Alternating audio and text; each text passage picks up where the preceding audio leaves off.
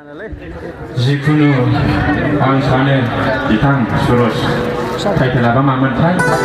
नार्जारि जे हिनजावखौ मोनदों मोजां जिनिसखौनो मोनबाय आं बेखौ सानो मानोना बोसोन बिजाबनि आफार'नि बायसाव होनदों नोंनि मोजां हिनजाव मोननायानो मोजां जिनिस मोननाय बायदि आरो फोरबोनि नोंखौ अननायनि सिना बेनो होनथारदों आरोखि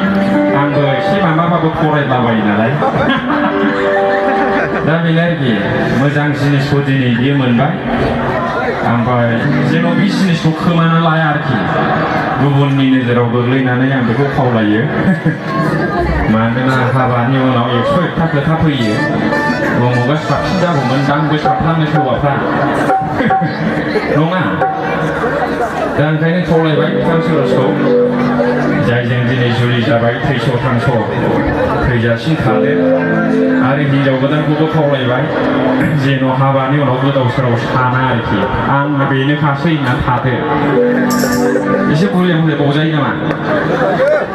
मानोना बेखौबो हिनजावफोरखौबो मोजां होनथारो बोसोन बिजाबनि 11नि बायसाव होनदों नायनो मोजां हिनजावा आरोखि जायनि आखला गाज्रि बियो नायनो मोजांब्लाबो अमानि गन्थङावनि सना बायदिल' दोनखि A beautiful woman who lacks discretion is like a wall in a pig's snout. औ आखल गाज्रि हिनजावा नायनो मोजांब्लाबो बे अमानि गन्थंनि सना बायदिसो आरोखि दा आं सानो सुरजआ मोजां हिनजाव मोनबाय मोजां आखलनि हिनजाव